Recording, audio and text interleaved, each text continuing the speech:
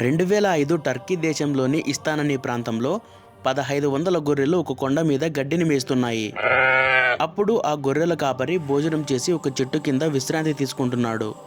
ఒక గొర్రె తెలియక కొండ మీద నుంచి కిందకి దూకేసింది. దాంతో ఆ మందలోని మిగతా అన్ని గొర్రెలు కూడా మొదటి గొర్రెలాగే దూకడం మొదలుపెట్టాయి. ఈ ఇన్సిడెంట్లో మొదట్లో దూకిన 450 గొర్రెలు చనిపోయాయి.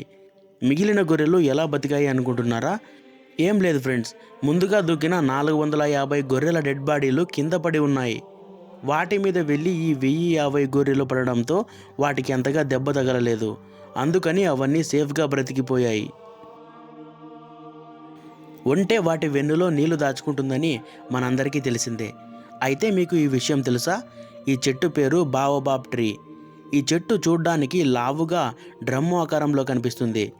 అయితే ఈ చెట్టు యొక్క ప్రత్యేకత ఏంటంటే, ఈ చెట్టు తన కాండంలో సుమారు 100 లీటర్ల కంటే ఎక్కువ నీటిని దాచిపెట్టుకుంటుంది.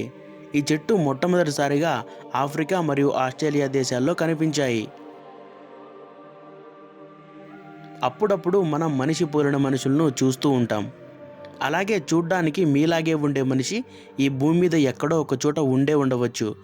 అలాంటి వారిని మీరు కనిపెట్టాలనుకుంటున్నారా?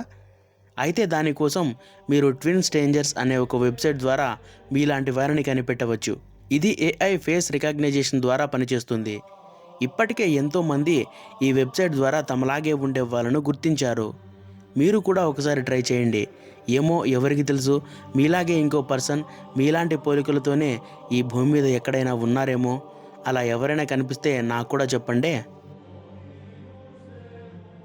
డబ్బు సంపాదించాలంటే ఎక్కువగా కష్టపడాల్సిన అవసరం లేదు. కొంచెం వెరైటీగా ఆలోచించినా చాలు. దానికి ఉదాహరణ ఈ వెబ్సైట్. ఒక software developer how many peoples paid $1 to see how many people paid in $1 అనే ఒక వెబ్సైట్ని క్రియేట్ చేశాడు. అంటే మీరు అతనికి ఆ వెబ్సైట్లో $1 పే చేస్తే మీలాగే ఎంతమంది అతనికి $1 పే చేశారో తెలుసుకోవచ్చు. అంటే ఇప్పటి వరకు ఎంతమంది $1 పే చేశారో తెలుసుకోవడానికి మీరు కూడా అతనికి $1 పే చేయాలన్నమాట. మొదట్లో ఈ ఐడియాని కొంతమంది స్టూపిడ్ ఐడియా అని, నీకు $1 ఎవరు పే చేస్తారు అని అనేవారు. కానీ ఈ క్రియేటివ్ ఐడియా గురించి ఇంటర్నేషనల్ మీడియా వెబ్సైట్లో పబ్లిష్ అయ్యేసరికి ఇతని దశ మారిపోయింది. ఇప్పటికీ ఎంతోమంది ఇతనికి $1 పే చేసి ఇప్పటి వరకు ఎంతమంది అతనికి $1 పే చేశారో తెలుసుకుంటున్నారు. అలా తనకు వచ్చిన చిన్న ఐడియాని సింపుల్ వెబ్సైట్గా మార్చి మనీ సంపాదిస్తున్నాడు. ఈ ఫ్యాక్ట్ విని మళ్ళీ మీరు అతనికి $1 పే చేయొద్దు. ఇతని పేరు హ్యాన్స్ లాంగ్సేత్. ఇతని గడ్డం 17 అడుగుల 6 ఇంచులు ఉంటుంది. ఈయన ప్రపంచంలోనే అతి పొడవైన గడ్డం ఉన్న వ్యక్తిగా పేరు పొందాడు. ఇతని గడ్డానికి ఎన్నో గిన్నిస్ రికార్డులు కూడా వచ్చాయి. కానీ 1927లో ఈయన నడుస్తున్న సమయంలో అనుకోకుండా తన గడ్డాన్ని తానే తొక్కడం వల్ల మెడ విరిగి చనిపోయాడు. ఈ కనిపించే ఊరి పేరు ఆల్ మదం. అక్కడ ఉండే ఇళ్ళ కిటికీలు ఎప్పుడూ తెరచే ఉంటాయి. కానీ అక్కడ ఇల్లు అన్నీ ఇసుకతో నిండిపోతాయి. అక్కడి ప్రజల్ని ఏదో కనిపించిన శక్తి గెంటేసిందని కొందరు అంటుంటే, ఇసుక తుఫానుల కారణంగా ఊరు వదిలి వెళ్ళిపోయారని రీసెర్చర్లు చెబుతున్నారు. అయితే ఈ గ్రామాన్ని 1970లో నిర్మించారట. పిరమిడ్లు భూభాగంపై నిర్మిస్తారని మనకు తెలుసు. కానీ సముద్రంలో కూడా ఓ పిరమిడ్ వంటి నిర్మాణం ఉందని మీకు తెలుసా?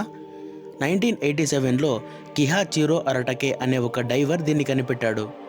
భూమిపై నుంచి సముద్రంలోకి ఆహ్వానిస్తున్నట్లు కనిపించే ఈ భారీ నిర్మాణం సముద్ర మట్టానికి 25 మీటర్ల లోతులో, 50 మీటర్ల పొడవు, 20 మీటర్ల వెడల్పుతో ఉంది. దీన్ని పరిశీలించిన కొంతమంది 10,000 సంవత్సరాల కన్నా ప్రాచీనమైనదని భావిస్తున్నారు. అయితే దీన్ని మనుషులే నిర్మించారని కొందరు వాదిస్తుంటే, కాదు, ఇది సహజ సిద్ధంగా ఏర్పడిందని మరికొందరు అంటున్నారు. ఏది ఏమైనప్పటికీ ఈ నిర్మాణాన్ని ఎక్కేందుకు ఉన్న మెట్లు మాత్రం అచ్చం మనుషులు నిర్మించినట్లే ఉన్నాయి. మొక్కలకు ప్రాణం ఉంటుందని, అవి స్పర్శకు, వేడికి, లైట్ వంటి వాటికి రియాక్ట్ అవుతాయని మనందరికీ తెలుసు. కానీ ఒక పరిశోధనలో మొక్కలు శబ్దాల్ని కూడా పసిగడతాయని తేలింది. భూమి లోపల ఉండే మొక్కల వేర్లు నీళ్లు ప్రవహిస్తున్న శబ్దాలను వినగలవు. ఏ వైపు నుంచి అయితే నీళ్లు ప్రవహిస్తున్న శబ్దం వినిపిస్తుందో భూమిలో వేర్లు ఆ వైపుగా ఎక్కువగా పెరుగుతాయి. 100 నుండి 400 హెర్ట్జ్ రేంజ్లో నీరు ప్రవహిస్తున్న శబ్దాన్ని వేర్లు పసిగట్టగలవు. ఇది యూనివర్సిటీ ఆఫ్ వెస్టర్న్ ఆస్ట్రేలియాలో జరిగిన ఒక పరిశోధనలో ఈ విషయం తెలిసింది. అంతేకాదు, మొక్కలు రియల్ సౌండ్కి ఫేక్ సౌండ్కి మధ్య తేడాను కూడా గుర్తించగలవు. ఈ ఎక్స్పెరిమెంట్లో ఒకవైపు నీటి ప్రవాహాన్ని ఉంచారు, మరొక వైపు నీరు ప్రవహిస్తున్న శబ్దాన్ని రికార్డ్ చేసి దాన్ని ప్లే చేశారు. కొన్ని రోజుల తర్వాత చూస్తే వేర్లు రికార్డ్ చేసిన వైపు కాకుండా ఎటువైపు అయితే నీళ్లు ప్రవహిస్తున్నాయో అటువైపుకే ఎక్కువగా పెరిగాయి. ఇప్పటి వరకు ఈ భూమి మీద గుర్తించిన అతిపెద్ద సౌండ్ ఏంటో మీకు తెలుసా? అది ఒక అగ్నిపర్వతం పేలిన శబ్దం. 1883న ఇండోనేషియాకి దగ్గరలో ఉన్న క్రికటోవా అనే అగ్నిపర్వతం పేలింది. అది ఎంత పవర్తో పేలిందంటే ఆ ఫోర్స్కి అగ్నిపర్వతం ఉన్న దీపం మాయమైపోయింది. ఆ శబ్దం 400 కిలోమీటర్ల దూరంలో ఉన్న వాళ్ళకు కూడా వినిపించింది.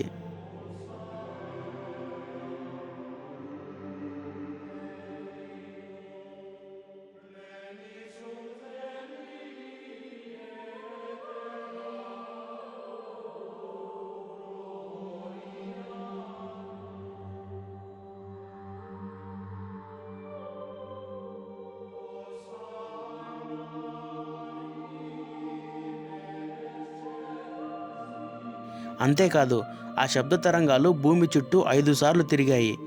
ఆ అగ్నిపర్వతానికి 60 కిలోమీటర్ల దూరంలో ఉన్న ఒక షిప్పులో ప్రయాణిస్తున్న వాళ్ళందరికీ చెవులు పనిచేయడం మానేశాయి. అగ్నిపర్వతం పేలిన ప్రాంతం నుంచి ఏకంగా 160 కిలోమీటర్ల దూరంలో ఉన్న ఒక ఫ్యాక్టరీలో ఆ శబ్దం 172 డెసిబుల్స్గా రికార్డ్ అయింది. అంత పెద్ద సౌండ్ క్రియేట్ అయినప్పుడు ఎయిర్ ప్రెషర్లో తేడా వస్తుంది. ఆ తేడాని ప్రపంచంలో ఉన్న అన్ని ప్రాంతాల్లో ఉన్న బారోమీటర్లు కూడా గుర్తించాయి.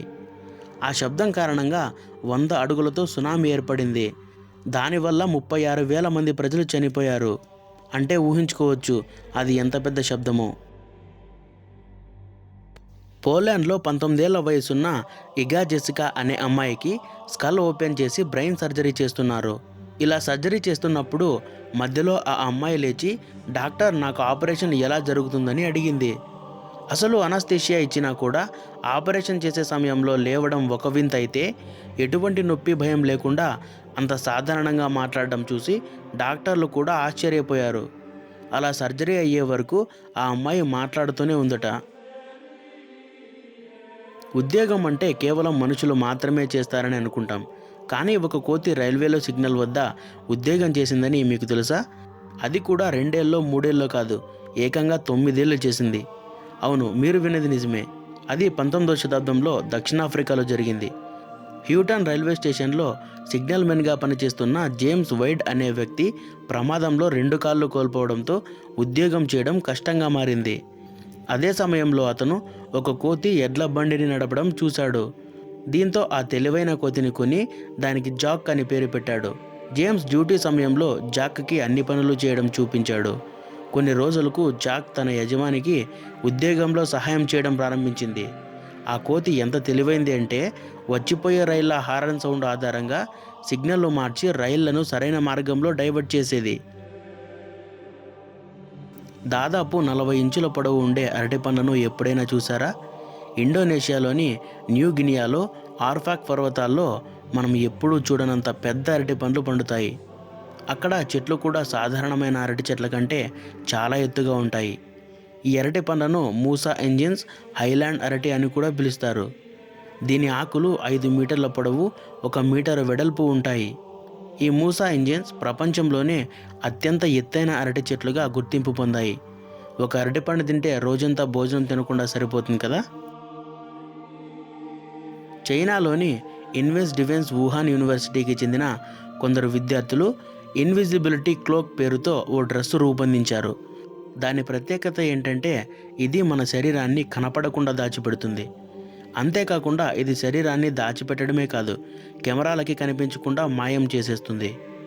ఈ కోటు వేసుకుంటే సీసీ కెమెరా మిమ్మల్ని కనిపెట్టలేదు.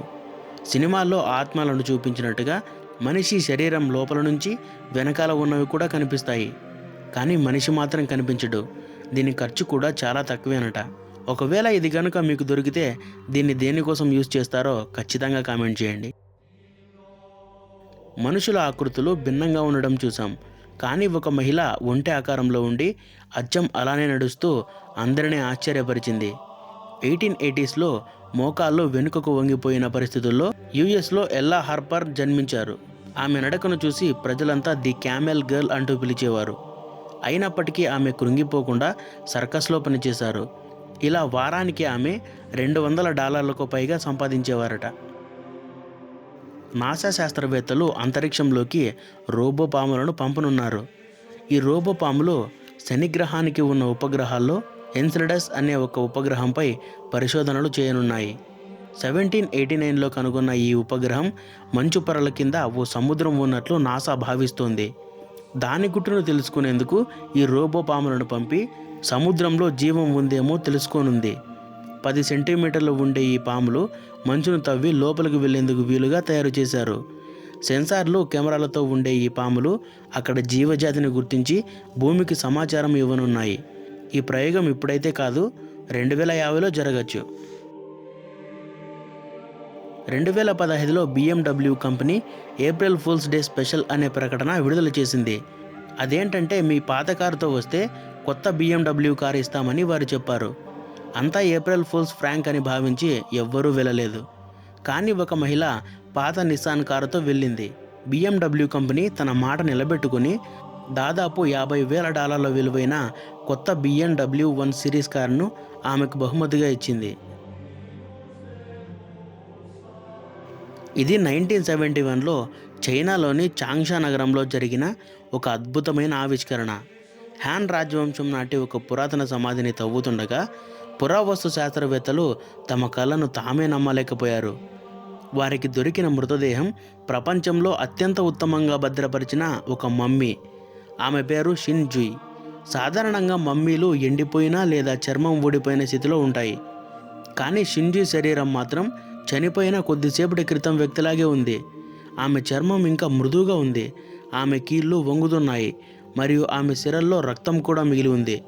శాస్త్రవేత్తలు ఆమెకు స్లీపింగ్ బ్యూటీ అనే ముద్దు పేరు పెట్టారు. 1972లో ఆమెకు శవపరీక్ష నిర్వహించినప్పుడు మరిన్ని ఆశ్చర్యకరమైన విషయాలు వెల్లడయ్యాయి. ఆమె కడుపులో జీర్ణం కాని 138 పుచ్చకాయ విత్తనాలు దొరికాయి. అంటే ఆమె చనిపోవడానికి కేవలం 1 గంట ముందు మాత్రమే ఆ పుచ్చకాయ తిన్నదని అర్థమైంది.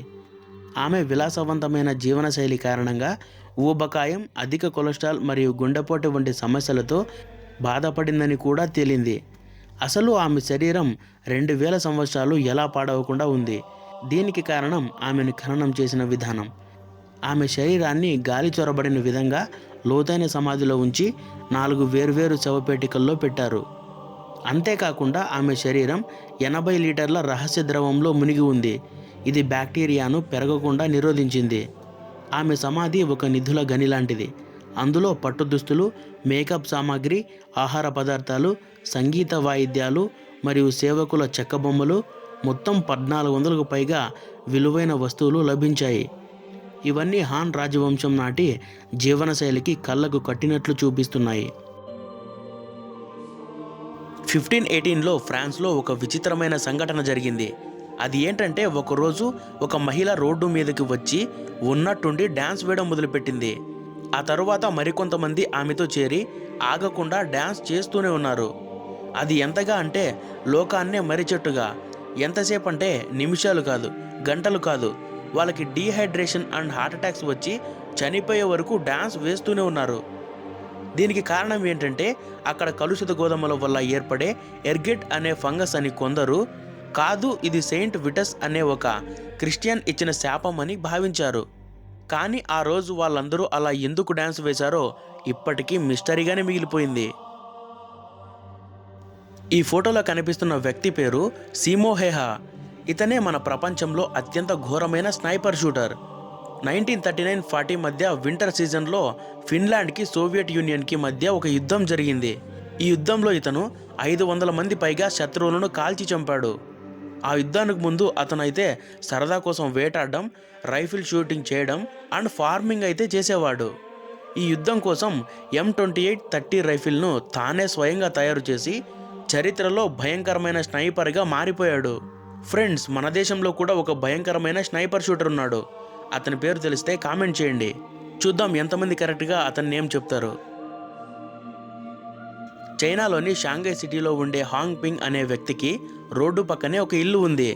అయితే ఆ రోడ్డును వెడల్పు చేసి హైవే నిర్మించాలని అక్కడి ప్రభుత్వం అనుకుంది.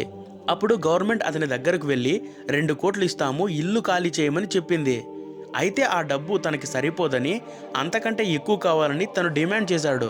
సో విసుగు చెందిపోయిన గవర్నమెంట్ ఆ ఇంటిని ముట్టుకోకుండా దాని చుట్టూ హైవే నిర్మించింది. సో అప్పటి నుంచి వాళ్ళు ఆ ఇంట్లోకి వెళ్ళాలన్నా బయటకు రావాలన్నా హైవే కింద ఉన్న టన్నెల్ నుంచి వెళ్లాల్సి వస్తుంది. అండ్ అంతేకాకుండా అది ఒక టూరిస్ట్ ప్లేస్గా కూడా మారిపోయింది. ఈ ఫోటోలో కనిపిస్తున్న అమ్మాయి తనని ఒక కార్ డ్రైవర్ తన కారులో ఎక్కించుకోలేదని కోర్టులో కేసు వేసింది. ఈమె పేరు డాంగ్ డెమోస్. అమెరికాకు చెందిన ఈ అమ్మాయి పార్టీకి వెళ్ళడానికి లిఫ్ట్ కంపెనీ కార్కి చెందిన రైడ్ హెయిలింగ్ కార్ని బుక్ చేసుకుంది. అయితే ఈమె 221 కేజీల బరువు ఉంటుంది. ఆమెను చూసిన కార్ డ్రైవర్ ఆ అమ్మాయిని కారులో ఎక్కించుకోవడానికి నిరాకరించాడు. అండ్ అంతేకాకుండా మీరు ఎక్కితే నా కార్ టైర్లకు ప్రమాదకరమని, మీరు ఏదైనా పెద్ద కార్ని బుక్ చేసుకోమని ఆమెతో చెప్పాడు. దాంతో అవమానంగా భావించిన డాంగ్ డెమోస్ కోర్టులో నష్టపరిహార దావాను వేసింది. దాంతో లిఫ్ట్ కంపెనీ స్పందిస్తూ ఇలాంటి వివక్షతను మేము కూడా సహించం అని ఆ డ్రైవర్ని జాబ్లో నుంచి తీసేసింది. ఫ్రెండ్స్, ఆ డ్రైవర్ ప్లేస్లో ఉంటే మీరు ఏం చేసేవారు? తప్పకుండా కామెంట్ చేయండి. ఇటీవల శాస్త్రవేత్తలు ఇండోనేషియాలోని మడూరా స్ట్రైట్ సముద్రం అడుగున పరిశోధనలు చేశారు.